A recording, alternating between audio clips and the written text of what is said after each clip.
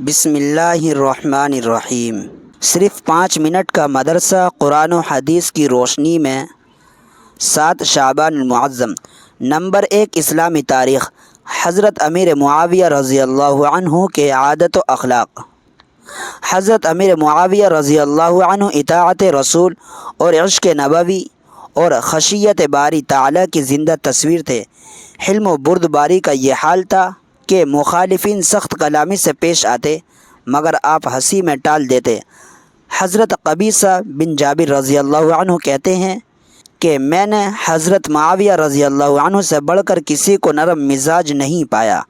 بس اوقات برا کہنے والوں کو انعام و اکرام سے نوازتے اور فرماتے جو مزہ غصہ پی جانے میں ملتا ہے وہ کسی چیز میں نہیں ملتا۔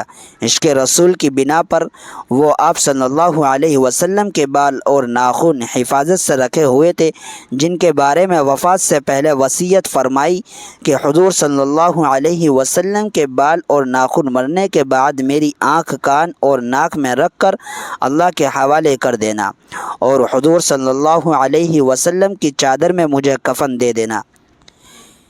اطاعت رسول اللہ صلی اللہ علیہ وسلم کا یہ حال تھا کہ ابو مریم ازدی سے یہ حدیث سنی، جس شخص کو اللہ نے مسلمانوں پر امیر مقرر کیا پھر اس نے ان کے اور اپنے درمیان پردے حائل کر لیے تو اللہ تعالیٰ اس کے اور اپنے درمیان پردے حائل کر دے گا۔ یہ حدیث سنتے ہی آپ نے لوگوں کی حاجتیں اپنے سامنے پیش کرنے کے لیے ایک نمائندہ مقرر کر دیا۔ ان کی سادگی کا یہ عالم تھا کہ دمشق کے بازار میں پیوند لگی ہوئی قمیص پہن کر چکر لگاتے اور دمشق کی جامع مسجد میں پیوند لگے کپڑے پہن کر خطبہ دیتے۔ غرض علم و فضل کا یہ سورج دمشق میں 22 رجب المرجب سن 60 ہجری میں ہمیشہ کے لیے ڈوب گیا۔ انا للہ و انا الیہ راجعون۔ نمبر 2، اللہ کی قدرت۔ آسمان کے مختلف رنگ۔ اللہ تعالیٰ نے آسمان پیدا کر کے 4 یعنی CMY کے رنگوں سے مزین کیا، لیکن جب ان رنگوں میں سے ایک کا اثر زیادہ اور دوسرے کا کم ہو جاتا ہے تو تیسرا رنگ پیدا ہو جاتا ہے۔ الغرض رنگوں کی کمی زیادتی سے آسمان کبھی نیلا، کبھی پیلا تو کبھی لال اور نہ جانے کیسے کیسے رنگوں میں خود بخود بدل کر خوبصورت نظر آتا ہے۔ پھر اس میں سورج، چاند اور ستارے سب کے لیے الگ الگ راستے ہیں، جو اپنے اپنے راستے سے آتا جاتا، نکلتا اور چھپتا ہے، جبکہ آسمان پر نہ راستے نظر آ رہے ہیں اور نہ رنگ بنانے کا خزانہ نظر آ رہا ہے۔ آخر یہ سارا نظام کہاں سے چل رہا ہے؟ بے شک یہ سب اللہ کی قدرت کا نمونہ ہے۔ نمبر 3، ایک فرض کے بارے میں۔ اذان جمعے کے بعد دنیاوی کام چھوڑ دینا۔ قرآن میں اللہ تعالیٰ فرماتا ہے، اے ایمان والو، جمعے کے دن جب جمعے کی نماز کے لیے اذان دی جائے تو سب کے سب اللہ کی طرف دوڑ پڑو اور خرید و فروخت چھوڑ دو، یہ تمہارے لیے بہتر ہے اگر تم جانتے ہو۔ فائدہ: جمعے کی اذان سننے کے بعد فوراً جمعے کے لیے نکلنے کی تیاری کرنا اور سارے دنیاوی کام کاج کا چھوڑنا ضروری ہے۔ نمبر 4، ایک سنت کے بارے میں۔ تہجد کا مسنون وقت۔ حضرت اسود رضی اللہ عنہ بیان کرتے ہیں کہ میں نے حضرت عائشہ رضی اللہ عنہ سے حضور صلی اللہ علیہ وسلم کی رات کی نماز کے بارے میں پوچھا تو فرمایا، شروع رات میں سو جاتے اور آخری شب میں بیدار ہوتے اور نماز پڑھتے، پھر واپس بستر پر تشریف لے آتے اور جب اذان ہوتی تو آپ صلی اللہ علیہ وسلم بستر سے اٹھتے اور غسل کی حاجت ہوتی تو غسل فرماتے ورنہ وضو کر کے مسجد چلے جاتے۔ نمبر 5، ایک اہم عمل کی فضیلت۔ اللہ کے راستے میں خرچ کرنے کا ثواب۔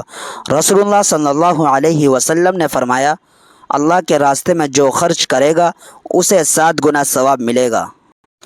نمبر 6، ایک گناہ کے بارے میں۔ ہلاک کرنے والی چیزیں۔ رسول اللہ صلی اللہ علیہ وسلم نے فرمایا، ہلاک کرنے والی 7 چیزوں سے بچو۔ لوگوں نے پوچھا وہ کیا ہیں؟ رسول اللہ صلی اللہ علیہ وسلم نے فرمایا، نمبر 1 شرک کرنا، نمبر 2 جادو کرنا، نمبر 3 ناحق قتل کرنا، نمبر 4 سود کھانا، نمبر 5 یتیموں کا مال کھانا، نمبر 6 اسلامی جنگ میں پیٹھ پھیر کر بھاگ جانا، نمبر 7 پاک دامن عورت پر تہمت لگانا۔ نمبر 7 دنیا کے بارے میں، دنیا کی اہمیت اللہ کے نزدیک۔ رسول اللہ صلی اللہ علیہ وسلم نے فرمایا، اگر دنیا کی قیمت اللہ کے نزدیک مکھی کے پر کے برابر بھی ہوتی تو اللہ تعالیٰ کسی کافر کو ایک گھونٹ پانی نہ پلاتا۔ نمبر 8 آخرت کے بارے میں، اہل ایمان کے لیے جنت کے بالا خانہ۔ قرآن میں اللہ تعالیٰ فرماتا ہے، جو لوگ ایمان لائے اور نیک عمل کرتے رہے ہم انہیں جنت کے ایسے بالا خانوں میں جگہ دیں گے جن کے نیچے نہریں بہہ رہی ہوں گی، وہ ان میں ہمیشہ رہیں گے۔ نمبر 9 طب نبی سے علاج، دھوپ میں بیٹھنے کے نقصانات۔ رسول اللہ صلی اللہ علیہ وسلم نے فرمایا، دھوپ میں بیٹھنے سے بچو کیونکہ اس سے کپڑے خراب ہوتے ہیں، بدن سے بدبو پھوٹنے لگتی ہے اور دبی ہوئی بیماریاں ابھر آتی ہیں۔ نمبر 10 قرآن کی نصیحت۔